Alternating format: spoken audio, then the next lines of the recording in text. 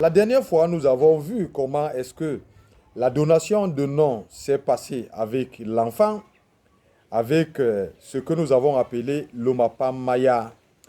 Cet enfant va grandir, va être avec sa maman jusqu'à environ l'âge de 12 ans, avant de quitter même le lit avec sa mère pour rejoindre ses frères et ses sœurs.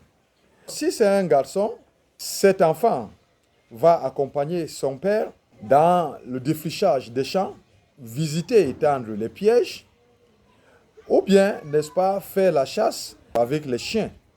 Si c'est une fille, elle va accompagner sa maman, n'est-ce pas, dans les travaux champêtres. En fait, les deux enfants, que ce soit fille ou garçon, vont commencer à réaliser les activités qui les concerneront dans leur vie d'adulte.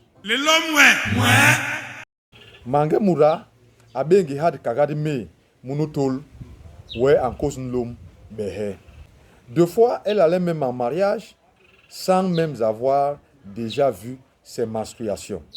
Et c'est dans la famille de son mari, chez sa belle-mère, qu'elle va grandir.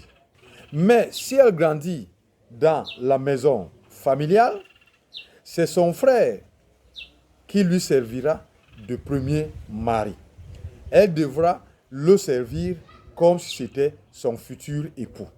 Elle doit s'occuper de lui entièrement, excepté le fait de ne pas coucher avec lui à cause de l'inceste. Ce qui veut dire que la jeune fille commençait à apprendre comment entretenir son futur mari à travers son frère. Et quand cette fille allait en mariage, c'est sa dot qui devait servir à épouser la femme à son frère.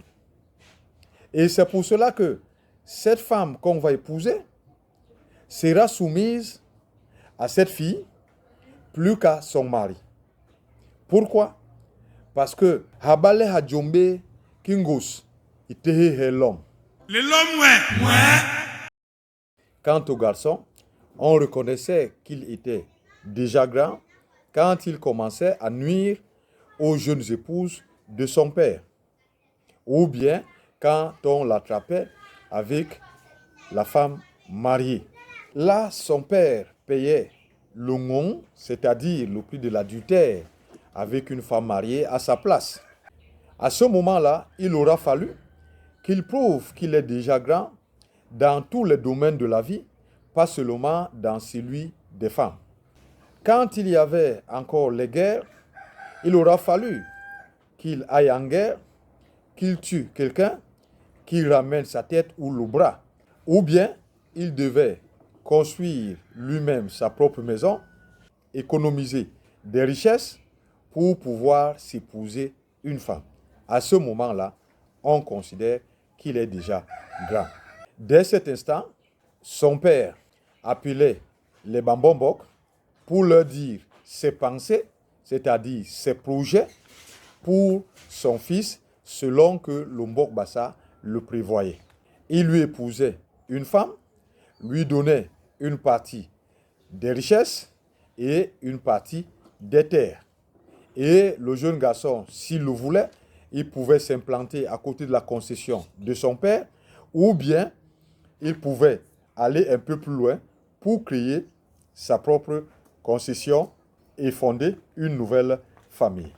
Mais ce qui est important de noter ici, c'est que malgré tout cela, malgré qu'il est grand, qu'il est majeur, il reste sous l'autorité de son père et de sa famille, l'Itenje.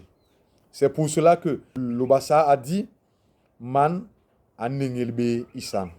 Hilolombi akonde sayab bi bobasona.